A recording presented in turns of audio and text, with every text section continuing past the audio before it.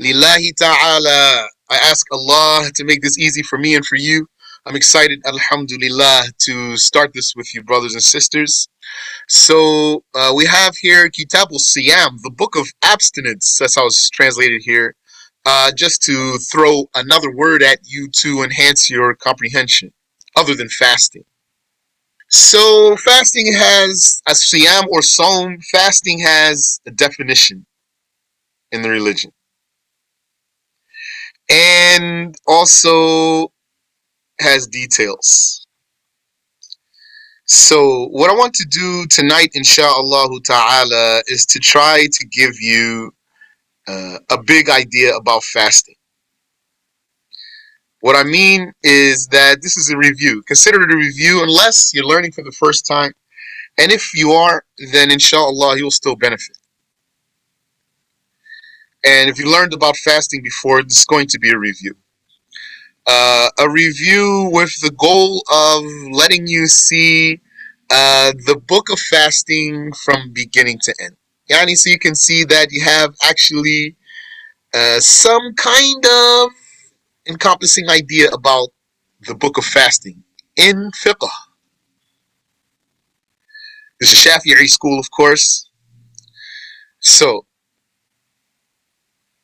I'm not going to just read this verbatim. I'm just going to use this as guide, inshallah ta'ala. First thing I want you to know is that fasting has four integrals. What are the integrals? What does integral mean? Integral means the part of the deed without which the deed is not valid. The integral is what makes up the deed. The integrals are the elements of the deed. So, for example, the integrals of wudu are the intention and washing the face and washing the hands and wiping the head and washing the feet and keeping the order. That is the wudu itself. Like, if the integrals of a house were four walls and a ceiling, then you bring your four walls and you bring your ceiling, and then your house is valid. If that were the case, and that is the house itself, and that is the wudu itself. And what are the integrals of ghusl? An intention and washing the whole body. That is the ghusl. What are the integrals of a marriage? A man, a woman, yani a groom, a bride, a guardian, two witnesses, and some words. That is the marriage. You see? So fasting has four integrals. What are they? Number one, a person. Number two, a heart's intention. Number three, a daytime that accepts fasting. And number four, an abstention. An abstention, that means literally not doing something. So fasting is a passive worship, a passive thing. That is, it is literally not doing something. Not like the prayer, which is doing something, standing and reciting and moving. Fasting is not doing something. That is, it's refraining from doing something. So that actual abstention, that's an integral of the fast also. And as you can see, these things have details. But take that first. Fasting has four integrals: a person, an intention, a daytime that accepts fasting, and an actual abstention or refraining. So the fast, it is some kind of abstention We didn't read the details of the definition yet. So in the chapter of fasting, the abstention itself, when you learn about this abstention, you will be at the same time learning the invalidators of fasting. What are the invalidators of fasting? They are the things from which you have to abstain. So there are invalidators for the fast. We have 9 here. Now, that right there, what I just said to you, that's most of the fasting right there. Chapter of fasting, I mean. The book of fasting. So, what else is in the book of fasting? Kitab al-Sawm. So, breaking the fast. As far as the sunnah of how to do so. You see right here, it came after invalidators of the fast. Because if breaking the fast means you're nullifying it. But how do you do so properly? That's chapter here, small one. There's a section on the makeup fasting. You have also fidya, redemption payment, and kafara, expiation. What's the difference between those? All these years, maybe still you can't put your finger on it if you had to explain it. And then at the end, they usually have a chapter for i'tikaf, which is in reality an independent worship. But because this worship is performed in particular, is observed in particular in Ramadan, which is staying in the masjid, dwelling in the masjid, i'tikaf. So that's like annexed to the book of fasting. And that's the whole book of fasting there. These integrals of fasting, now they have their details, conditions, because each integral has conditions. There's a person required, so the person has conditions. An intention, this has details. A daytime that accepts fasting, so we'll talk about the daytimes of fasting, like daytimes that demand fasting. That means obligatory. I'm going to fast Ramadan. The daytimes of Ramadan. And daytimes that's recommended to fast. Like the 13th and 14th and 15th of every month. Specific daytimes, that is, like scheduled daytimes here. That's what's meant right here. Ashura, the 10th of Muharram. And daytimes when it's valid to fast, but disliked. Like merely fasting Friday only. Not with Thursday and not with Saturday. And a lot of people have misunderstanding here. What if some day of fasting falls on Friday, like one of the white days or Ashura? There's always a confusion here. For sure, you're going to fast that day as a recommendation. Because in the first place, it's that special occasion. So it's obvious, really, that you're not fasting because it's Friday. And some other daytimes when fasting is disliked, we'll come back to it, inshallah. And there's daytimes when you cannot fast, like Eid. And there's still some more sunnah fasting, like Mondays and Thursdays, and or Thursdays. The abstention itself, to understand it, you're going to learn about the invalidators of fasting, because that's everything you're going to avoid. Any questions so far? That's your Kitabul Siyam. And what's here for you is detailed, and I just gave you a quick overview of some detailed talk here. Now, some books of fiqh, of course, are going to be way bigger than this. But the book of fasting is always small relative to other books of fiqh. The book of prayer, for example, is much bigger than the book of fasting. And the book of zakat is bigger than fasting. The book of deals is bigger than the book of fasting. And the book of marriage is bigger than the book of fasting. So let's look at the definition of fasting. Siyam or Som. We have several here.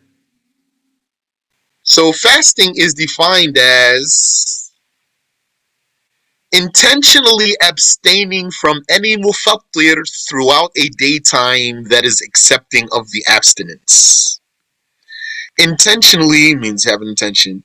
Abstaining, refraining from any mufattir, a fast breaker, throughout a daytime, not nighttime, a daytime that is accepting of the abstinence. So not any daytime, has to be a valid daytime. So if it's Eid, then this is not a valid fast. And here's another definition. A specifically timed way of abstention that has conditions by a person with specific qualities. A specifically timed way of abstention. Timed, yani it's going to be in the daytime. A daytime that accepts fasting. A way of abstention, yani you're going to avoid particular invalidators. And you're going to have an intention that has conditions by a person with specific qualities, like he's sane and pure, not menstruating. And here's another definition. Fasting is an abstention with a specific intention from any mufattir, from any fast breaker throughout an entire daytime that accepts the abstinence. Yani so from dawn till sunset. Performed by a pubescent sane Muslim who is pure from menses and postpartum bleeding. That's clear, insha'Allah ta'ala. And the source of this obligation is the Quran and the Sunnah and the consensus. Denying the obligation of fasting Ramadan is blasphemy, unless a person were newly acquainted with Islam or the like. Now, we said there's four integrals of fasting. A person, an intention, a daytime, and an abstinence. So the first one is the person. This person has conditions, like being a Muslim and having mental discerning. This for it to be valid. Having mental discerning for it to be valid. Uh, so the child, he can fast if he has mental discerning, but it won't be obligatory on it. So that's why also puberty. So it says here, conditions that make one obligated to fast. Being a Muslim, mental discerning. Yeah, but that one's not independent, mental discerning. Also puberty and the ability to fast. And being a resident at dawn, not a traveler at dawn.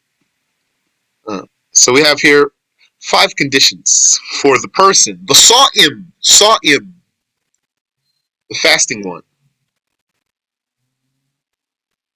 So being a Muslim. So if he's a kafir, then his fast is not valid. But he's still accountable for it because he's obligated to become a Muslim and fast. So we're not going to tell him to fast, and we're not going to help him do anything that would invalidate a fast. And mental discerning. And some say sanity, but the better way is to say mental discerning. So A witless drunkard, that means someone who got drunk and lost his mind. And a madman means he is crazy. And anyone who fainted from before dawn until after sunset. From before dawn until after sunset. Before dawn, after sunset. So there's nothing missing from the daytime here. These are not requested to fast. I'm not going to go far there. Fasting is not obligatory on the child that has not reached puberty, but it is valid after mental discerning. So that's what I've been saying now. He would be ordered to fast at 7 lunar years if he has discerning and can withstand fasting. And he will be spanked at 10 if he does not fast. If that benefits him, that means makes him fast. Like the prayer, same judgment. He will be spanked at 10 if he does not pray, and that benefits him. That means makes him pray. And this person, he has to have the ability to fast. Who does not have the ability to fast? Originally, it's going to be a sick person or an elderly person. Sick person and elderly person, those are your original cases. And you know, sick person has two cases. Person who hopes for cure, person who has no hope for cure. An elderly person is like a sick person who has no hope for cure. Because the elderly person has no hope to get young. So actually those two, they have the same judgment. The sick person who has no hope for cure has the same judgment as the elderly person. Both of them are hopeless of something. The sick one who has hope for cure, like you just sick now, inshallah you'll be okay.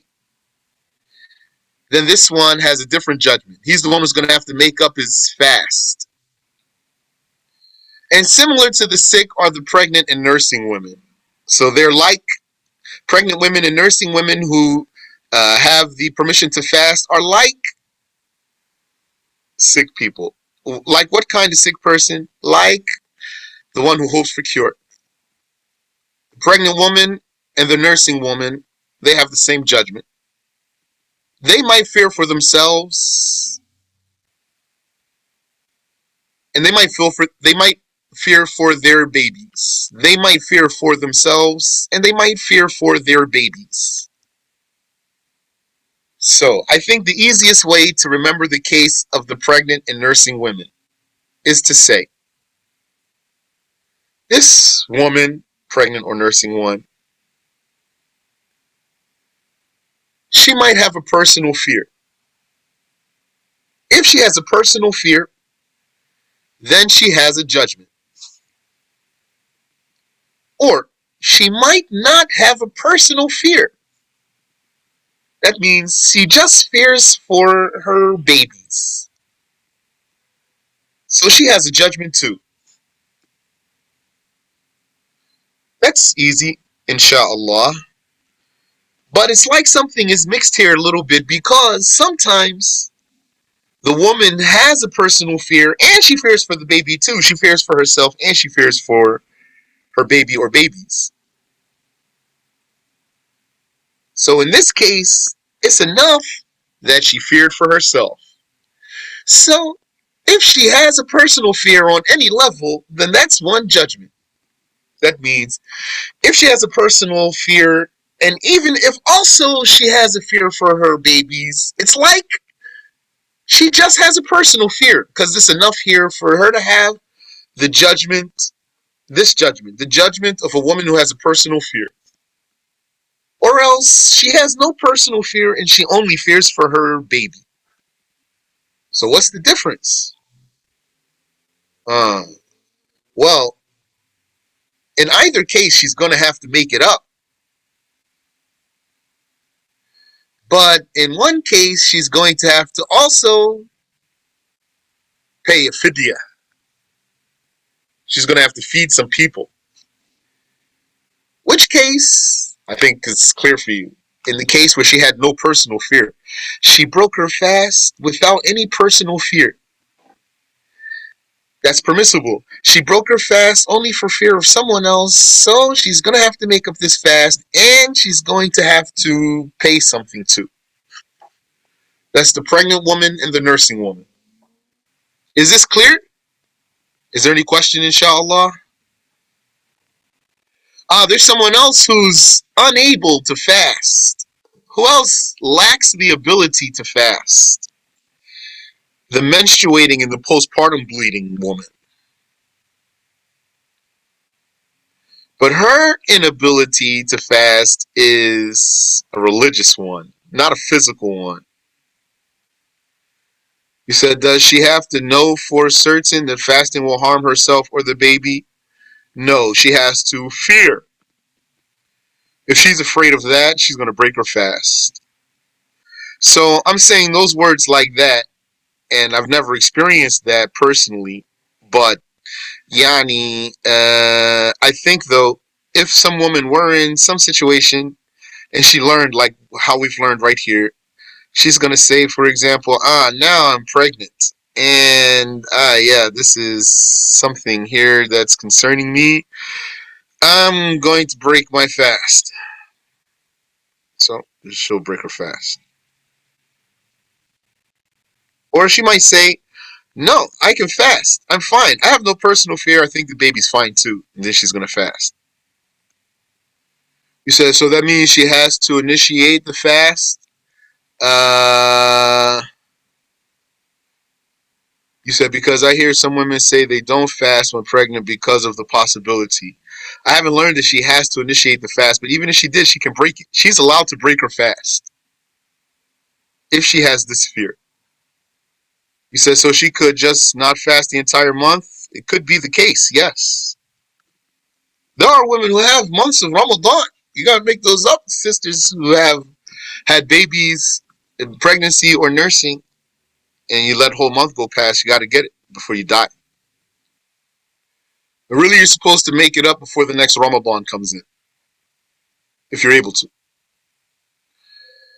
So it became clear here that inability to fast is two kinds: a physical one and a religious one. Physical one is what? Being sick or elderly. Yani, and like that is being pregnant or nursing. And religious is menstruation and postpartum bleeding. So these are all conditions in the person. The person is the integral of the fast. These are conditions existing in the person. This Muslim, mentally discriminating person who's able to fast, and he's pubescent, then he's obligated to fast if he has residence at dawn. He's not a traveler at dawn. If he were a traveler at dawn, then he doesn't have to fast. He can break his fast. Even if he started. As a traveler at dawn, even if he started fasting, he can break it. A traveler of a long permissible journey. A long permissible journey that permits shortening the fourfold prayers. How many types of journeys are there? There's two types, a short one and a long one. The long permissible journey, permissible not haram, permits shortening the fourfold prayers. Also permits breaking the fast, even if one intended at night, and even without fear of harm, even if the travel is easy, in a car, on a bus, on a plane. For the traveler, is there a judgment that allows the person to not fast even if they left after Fajr? Not in the Shafi'i school. I don't know if there is a saying in the Shafi'i school, but according to what we've learned, no. I'm just going by Shafi'i school here. That's a hint to that outside of Shafi'i school, yes. But if the fast is easy, then it's better for the traveler to fast. If the travel is burdensome, then breaking the fast is better. Now, there's some details in here I'm not reading. I'm just skimming through here. So that's the first integral. The person with his conditions here. This one here is obligated to fast. The next integral is a heart's intention. When? From sunset to dawn, not including the dawn. From sunset until dawn, not including the dawn. So that means you have Maghrib and Isha to make the intention.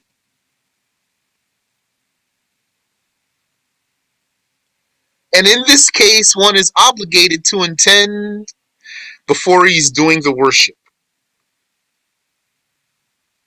In the case of fasting, obligatory fast. In other cases, you intend when you start the deed. The intention of wudu is when you wash your face. The intention of ghusl is when the water touches your body. The intention of zakat is when you separate your money. The intention for hajj is during the time of ihram, the ihram months. So this intention has to be at nighttime if the fast is an obligatory one. But if the fast is not an obligatory fast, you can intend all the way up until the zenith. That's the morning. You have the whole morning all the way until noon, the zenith, when the sun is at the middle of the sky. For a sunnah. For an obligation, though, you have to intend at nighttime. Yes. For an obligation, you must intend at nighttime. For a sunnah fasting, you can intend all morning. As long as you haven't done anything that breaks a fast, you can intend all morning up until zenith. Zenith is real noon. Yes. Now I said if it's an obligation, you have to intend at night. And I didn't say if it's Ramadan, you have to intend at night. Because when I say if it's obligatory, you have to intend at night, that's broader than saying if it's Ramadan, you have to intend at night. And what we're really learning here is not just how to fast Ramadan. What we're learning here is Kitab al-Siyam, the book of fasting. It's broader than Ramadan. If the fasting is obligatory, then you have to intend at night. So that includes fasting for Ramadan.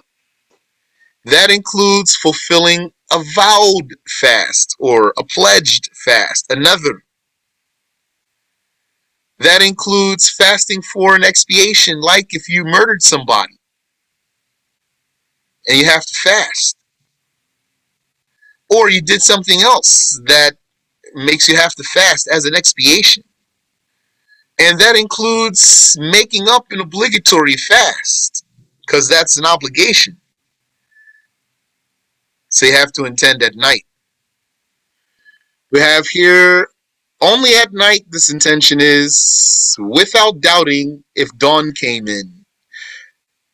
This intention, when you're making it, you're not doubting if dawn came in. If you have in your heart this doubt that dawn came in, then this is not a valid intention.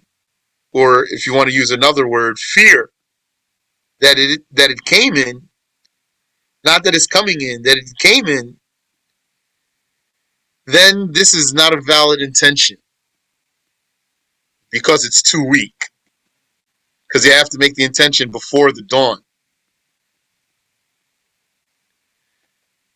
If you ate a pre-dawn meal to fast, that's why you ate it, or you drank to prevent thirst during the day. That was your idea behind drinking. Or you refrained from some mufattir because you were afraid it's about to be dawn. That's what motivated you not to do something. Then all of this is counted as an intention. The excellent intention in the heart is, I intend to fast tomorrow to fulfill the obligation of Ramadan this year for the sake of Allah, yani for Ramadan. And you have to have an intention for every day, not an intention on the first night for the entire month. Because every day is an independent worship. Yeah. Just like when you pray 5 times per day, each one needs a new intention. Because you said a salam for the last one. When you said the salam for the last one, that got you out of the prayer. So you need a new intention. Same thing. You ate, for example. So then this one is terminated. So you need a new intention for every single day. And if it's a sunnah fasting, you can fast in the morning. You can intend in the morning, all morning, if you haven't done anything that invalidates a fast. Or you, all morning up till the zenith. Any questions so far? And the third one is a daytime that accepts fasting. This is due to the saying of Allah, أعوذ بالله من الشيطان الرجيم وكلوا واشربوا حتى يتبين لكم الخيط الأبيض من الخيط الأسود من الفجر ثم أتموا الصيام إلى الليل ولا تباشروهن.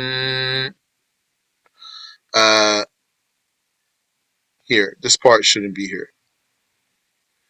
وكلوا واشربوا حتى يتبين لكم الخيط الأبيض من الخيط الأسود من الفجر. Eat and drink until the dawn appears. So you're not fasting, you're eating and drinking. Eat and drink at nighttime until the dawn appears. ثم أتموا الصيام إلى الليل. Then complete the fast until the night. Yani when the night comes in, don't fast. So it means fast in the daytime. This proves that fasting is done during daytime. So that's why that's one of the integrals. A daytime. But it's not going to be any daytime, a daytime that accepts fasting. Daytime is from dawn till sunset.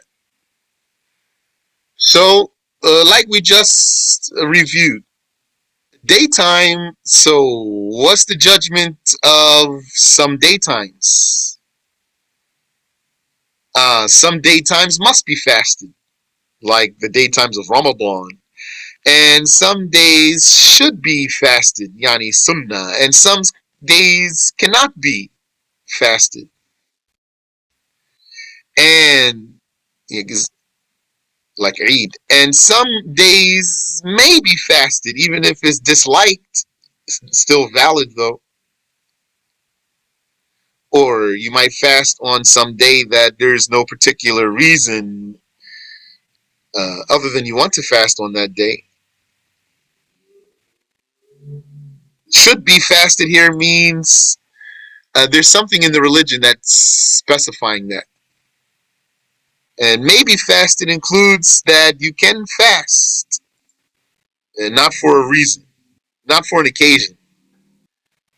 So the daytimes that demand abstention are the days of Ramadan. How are you going to know Ramadan came in? By one of two things. Sighting the crescent of Ramadan after the sunset of the 29th of Sha'ban. You know that? Or completing 30 days of Sha'ban. Yes. This rule, although we repeat it every year, there's always people who seem confused.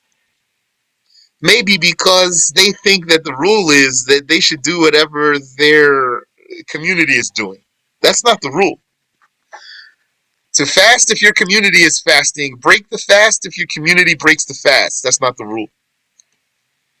The rule is you fast for sighting the crescent and you break the fast for sighting the crescent. And if you don't sight the crescent, if you are unable to, if you're blocked from that, or it's not sighted, then you complete 30 days. That's the rule. So according to that rule, then you can go and look. If you don't see it, then maybe you'll catch word that it was seen from reliable source, and then you'll fast. Or if you don't get any word, eh, then you're going to consider the next day is 30 days. And then according to what I'm saying to you, it wouldn't be a condition to make long distance calls and be excited. I mean, when I say excited, means like confused and not sure. Am I supposed to fast tomorrow or not? I need to know. So if it wasn't cited to your satisfaction, then you're not going to fast. You're going to complete 30 days. What if all the community started though? Well, they're not going to answer for you on Yawm al-Qiyamah. Here's the rule. By one of two things, sighting the crescent of Ramadan after the sunset of the 29th of Sha'ban or completing 30 days of Sha'ban. And then same thing for breaking the fast. If it didn't reach you satisfactory news, then you're not going to break your fast on the 29th. You're going to fast one more day. Even if your whole community did 29 days and they did whole everything party. You might even go and you're still fasting. Because this is the rule. As Shafi said, one town's fasting is not established by the sighting of another unless they share the same sunrise. Abu Hanifa said that a town that knew of another's sighting may fast without seeing the crescent. So if you don't take Abu Hanifa's saying here, then even more so, you're not going to be confused because you're going to rely on your locale. If you don't see it and nobody said anything, you didn't hear from any reliable way, then you're going to say just by virtue of the rule, and you're going to be calm about it, and it's fine. This is the 30th day of Sha'ban. Next day. The prisoner makes ijtihad and fasts by his overwhelming speculation that the month came in, meaning someone, and he doesn't know basically what time it is. He's been in a dungeon or basement somewhere. So, if according to his overwhelming speculation, Ramadan came in, then he has to fast. Looks like we should stop here. I was just getting warm. MashaAllah. Any question? Alhamdulillah. You're very welcome. Alhamdulillah. Barakallahu feekum. Assalamu alaikum, Sheikh. Wa alaikum assalam wa rahmatullah. Uh, Coming back to the case of the traveler, um, so you're saying that they're allowed to not fast the day of their traveling, provided they leave before Fajr. That's right. So for the duration that they're traveling, like say they're gone for like 4 days, are all those days they can skip out on fasting? Yes. Oh, okay. As long as he's a traveler. Yeah, like For going. his whole time of being a traveler, he has the permissions of a traveler. Okay. Now, I know for Shafi we talk about 4 days, but does that matter? Like if he's gone for a week or 2 weeks, does that still count as a traveler the whole time? And Possibly, because when we talk about not 4 days, but 3 days, not including entry and exit days.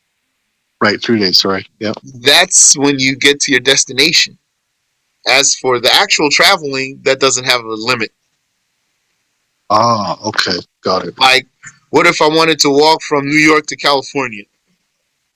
Yeah, How long is that going to take me? So I'll be a traveler. right. If I stop somewhere, then if I stop there for 3 days or less, I'll still be a traveler. Okay, got it. Barakallahu feek. I mean, Wafiq.